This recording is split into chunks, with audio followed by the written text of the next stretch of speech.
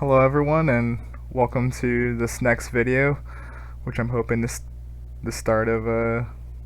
one of the more exciting projects I get to take on this channel. I know on my generalities video I actually got most of my feedback from this particular topic on kind of like racial issues and resentments in particular in America. And I guess to preface and really start, because I don't really know where to start, would be kind of setting the backdrop. And in order to set the backdrop, you actually kind of have to go down the rabbit hole of understanding more than what kind of this mainstream academia, like leftist, kind of white culture, this kind of antagonistic view of like white societies and kind of imperialism and all of that kind of stuff, because I think it actually misses the point in that a lot of these critiques are actually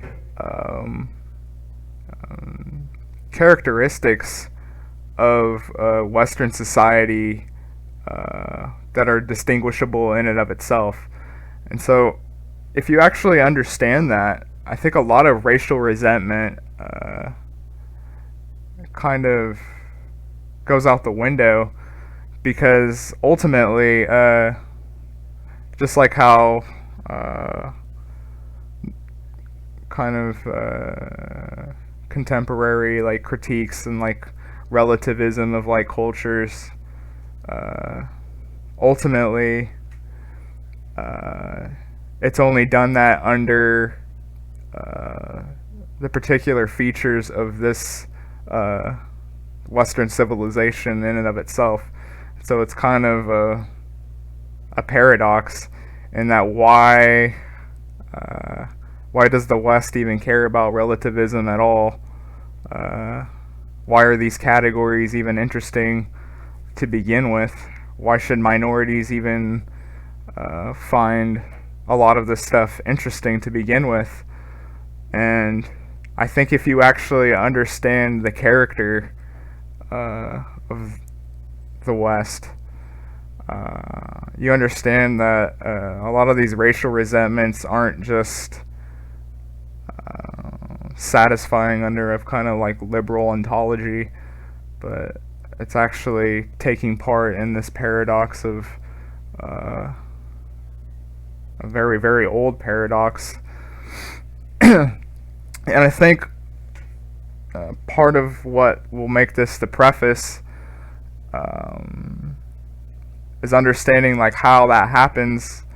at least on a kind of like political philosophy level, and that's through understanding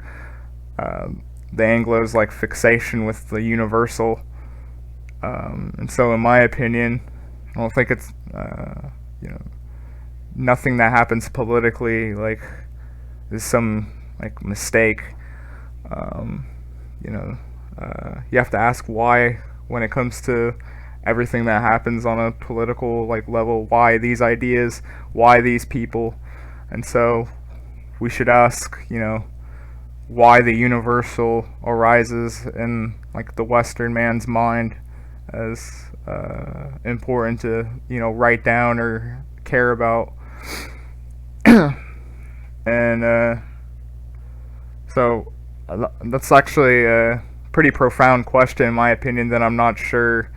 I can adequately tackle like on my own. There's a lot of really good content around of people who are trying to like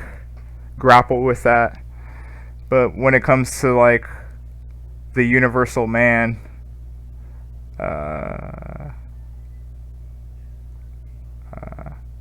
in order to kind of play out a universal, you have to obviously be able to like take part of like being on a universal scale if you're going to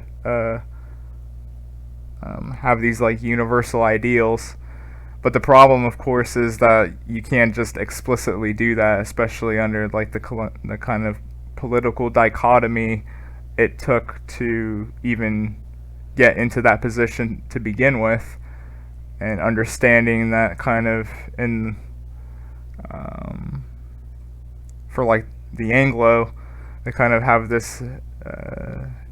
disposition for authority, and so if you have this disposition for authority, uh, trying to make a political system in order to get people to be ruled under an authority is difficult. And understanding that, like I said, I think is important to kind of tackle maybe these racial resentments in America in a different way. And I think a lot of the more smarter um,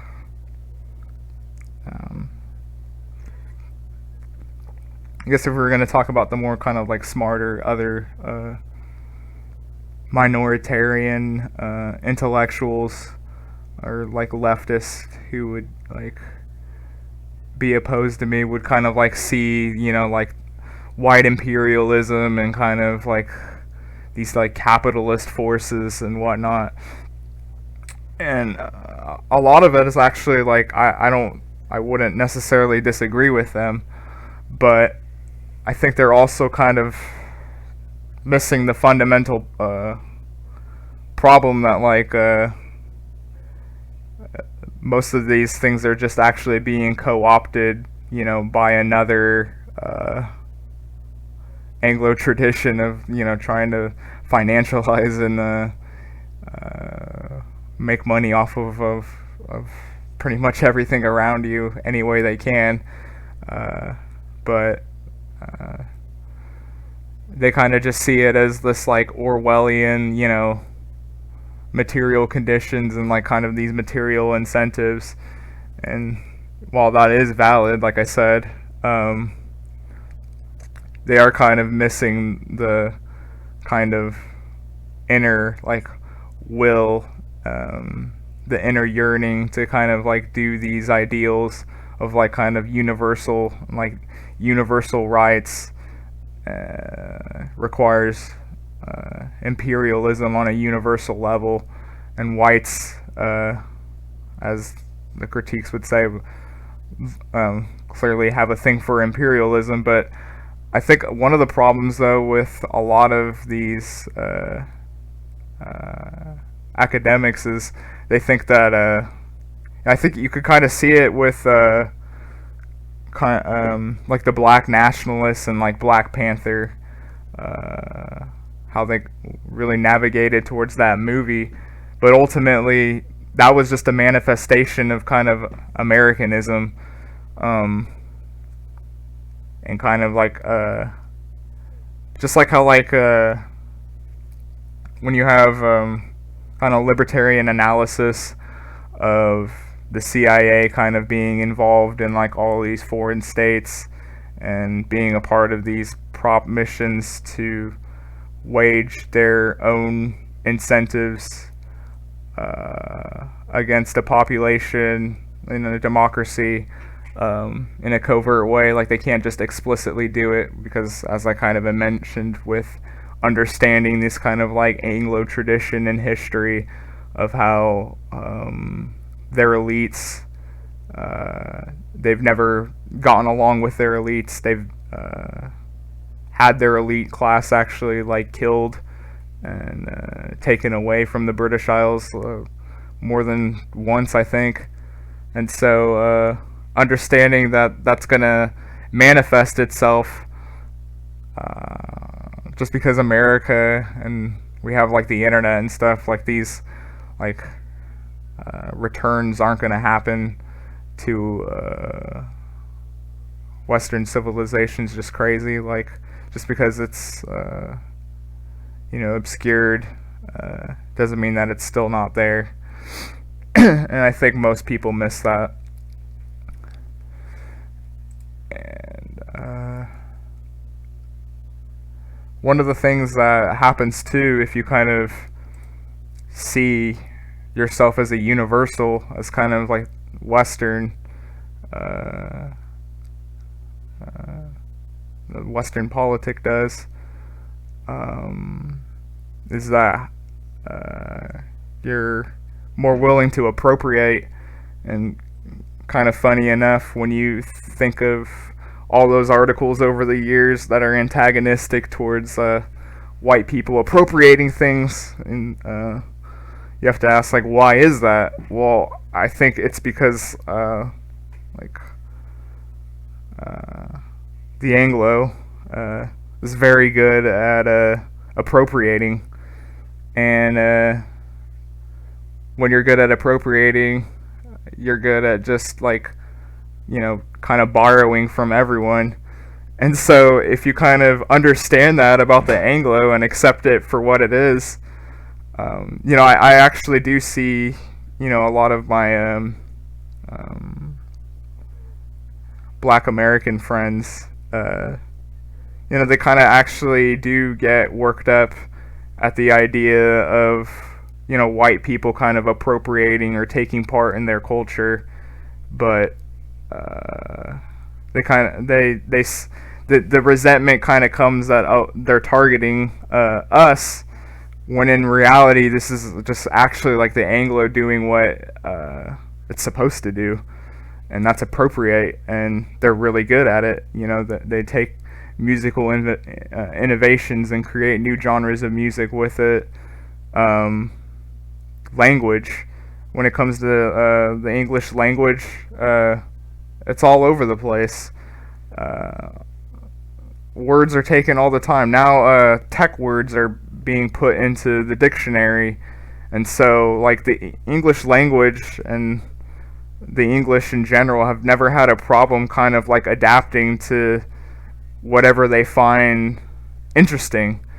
And so to them, kind of ideas and values and stuff like that kind of take on a life of its own. There's a special relationship that happens between, like, the West and quite literally empiricism. These concepts become popular within the culture for a reason, and different civilizations gravitated toward different things too. And so when you understand that kind of like language, this English language, that all of these so-called enemies on the left, these enemies of white imperialism and Black Lives Matter and these so-called intellectuals on the left, they don't understand that by just taking part in the English language alone, or kind of like in this American culture, that their ideas will ultimately, like, all of these like anti-American, anti-white ideas ultimately are actually coming from these manifestations of the culture itself. And that's really what I kind of truly mean when I say that BLM and other kind of like this controlled opposition, as in they're ultimately just a part of this process of the West undergoes, and for the most part, like,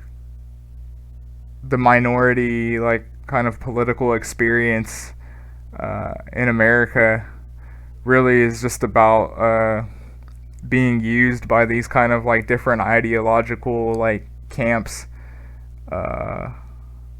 as kind of a way to justify itself, but I don't think that it's sustainable. It's obviously kind of, well, it's actually kind of sad and unnerving if you take it in that, and but I think understanding that this kind of these kind of problems aren't just relegated to kind of like these like scapegoats, just like how and it's not just to just pick on anyone who might be into BLM that's like watching this, because I know I still have a few friends who are into that kind of stuff. but it also kind of applies to uh, some of the people on the alt-right I talk to who will take uh, stuff that I'm saying about like the kind of Anglo tradition and how they actually love these kind of concepts and want to kind of take on this vision, but it's just distorted in this like political system, and they always will kind of defer back to like the Jew or something like that, or the Frankfurt School, and how it subverted everyone. But you have to understand that like when the Anglo kind of arises in its kind of like multicultural like landscape of the British Isles at the time, because like back then those like categories had far different meaning than they do now. And I know as an American, and probably predominantly an American audience watching this, like the idea that the Welsh or whatever, like kind of like these different people just kind of like over their heads. But those kind of conditions though, and being replaced or having their elite class just like taken from there in their like political system, pretty much ransacked, kind of creates this condition of distrust that ultimately also creates the conditions of bringing in millions of people around the world for your own like political strategy. And in addition to that, understanding that by creating this universal concept and telling it, kind of willing it to life through the English language in this universal way of expression and appropriation, is far more fascinating and profound than just complaining about Columbus or something like that. And I think getting away from these resentments, I don't know what what you could really take from what I'm trying to say and like act upon it, but I think just realizing that you are kind of a part of this like game, quite literally. I think there's a part of you that might like be angry at it, but there also should be a part to kind of like take it easy and not get so caught up in these resentments, and understanding that what also that means, that if the the Western project has taken on this kind of like universal man approach and this universal concept of like human rights, that it can't just beat around the bush forever. Or I mean, I guess it could just destroy us. It can't just beat around the bush forever and just be this total state universal daddy without acknowledging it being this like universal daddy at some point. And I think that is the source of a lot of our problems, is the fact that we're so dissatisfied and dissuaded by authority and kind of like bureaucracy on an actual like was like kind of like as an actual like characteristic of who we are. Understanding that is of vital importance, in my opinion. And so if you kind of, another thing too is if you understand that like the white Puritan political kind of like who that entails, right? And this kind of like political leftism, like priestly class that sees itself as a universal, the purveyor of human rights. And so human rights obviously means that it must be maintained. Like you can't have rights without power. Like you can't have rights without something backing that up. And so something like a universal man obviously needs a universal state, and uh, understanding that that is actually like the direction we're heading is of vital importance on how it's going to actually appear to us, because it's going to happen either way, and we're either going to actually, we can actually take part in it, not just, and I don't just mean that like, just like white America or whatever. I mean everyone, in that, we can actually take part in this universal project, or just let it totally covert us, and it'll be like super shadowy, and I would rather not. I think I'd rather try to take on and understand what this all actually means, what it actually means to, want authority, understand that, preserving what we care about, and these like concepts of like rights, which we seem to like do. I mean, they came about for a reason, but doing it in a different way that doesn't require, a bunch of CIA agents like hanging around in Iran and Iraq, and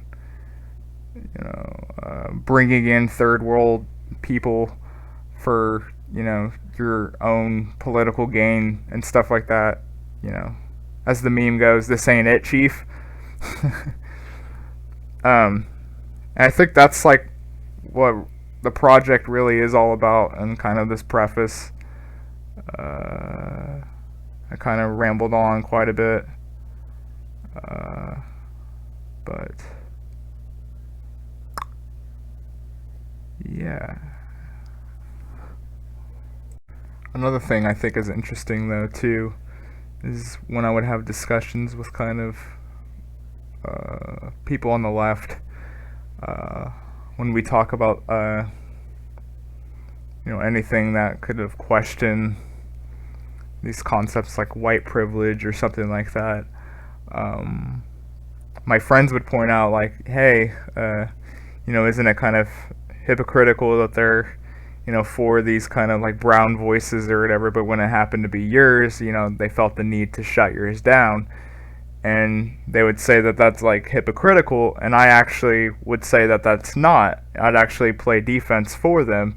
and I would say that it is because that they're tapping into that universal man. They're tapping into the universal like concept that can correct me, despite the fact that on their kind of like the social hierarchy that they have in their head of kind of like the meek being privileged almost in and of itself, which is kind of funny if you want to look at like their kind of philosophy of like privileging, and how they talk about white privilege and other things being privileged when they privilege things themselves. The leftist privileges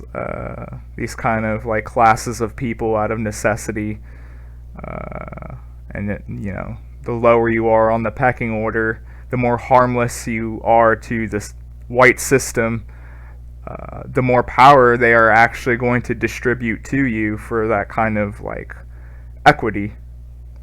And so it's actually almost the experience that these kind of like white liberals have, of tapping into the universe to kind of correct this and bring about this kind of like justice that can be purified and brought about and lectured and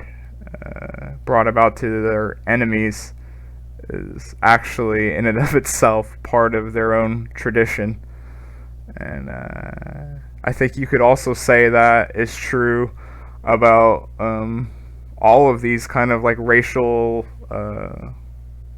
liberal groups, such as Black Lives Matter, etc. Ultimately, they are all taking part in this kind of like English victim complex, this English liberal, very old traditional, because liberalism is a tradition, of course, itself. um, of victim narratives that look to the state to create how that are trying to tap into the state to create the conditions for them to have the kind of individual that the Anglo is trying to bring about, but they ultimately miss the mark because they don't understand that it's pretty much just a game. It's a foil. It